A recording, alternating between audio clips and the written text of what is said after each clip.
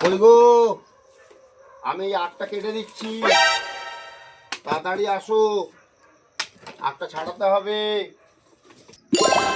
শ্বশুর মশাই, আমি এসে গেছি। বাবা তুমি একা এসছো, তো মেয়ে কই? আসলে আপনার মেয়ে আসেনি। কিন্তু কেন আসেনি বাবা? আসলে বাবা, আহ, আপনার মেয়ে তো 8 মাসের প্রেগনেন্ট, তাই আসতে পারেনি। আর ও নিজের থেকেই বললো যে আমি যাব না, তুমি গিয়ে ঘুরে এসো। আর বাবা, হ্যাঁ বলছি, শাশুড়ি মাকে দেখতে পাচ্ছি না, শাশুড়ি মা কই? জামাই মা তো তোমার ঘরের ভেতরে, শাশুড়ি মা। ওই গো, এই জামাই এসছে, জামাইকে ঘরে নিয়ে যাও। জামাই কখন এসছো? আসো আসো আসো আসো আসো, ভেতরে চলো, ভেতরে চলো।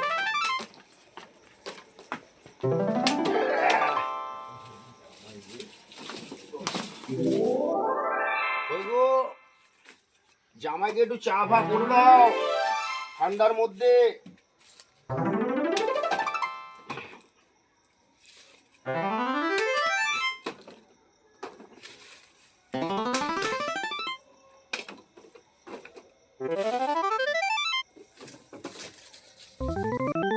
ওই গো, হ্যাঁ গো,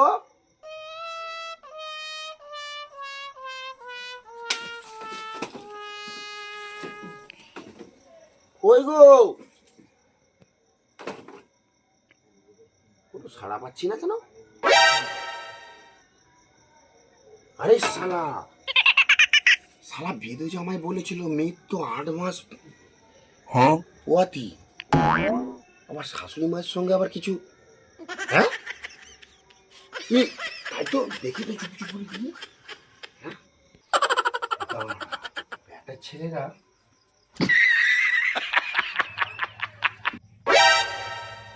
জামাই ঢুকছে না তো। ওরে বেটা, তলে তলে এই ছিল। দাঁড়া, শাশুড়ি মা একটু ভালো করে ধরে আর সুন্দর করে ঢোকাও, দেখবে সুন্দরভাবে ঢুকে যাবে। সব কটাকে গুছিয়ে কেলাবো আজকে, রগরটা খালি দেখি। জামাই ঢুকছে না তো। আরো কি হয়? শাশুড়ি মা তুমি পারছো না, ওই আমাকে দাও, আমি একটু থুতু দিয়ে ঢোকাই, দেখবে ঢুকে যাবে। হ্যাঁ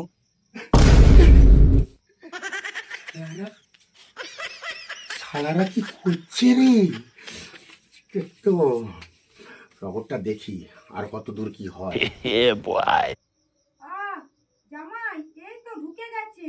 হ্যাঁ হাত তো সহ্য করা যাচ্ছে না, বেটার ছেলে। ও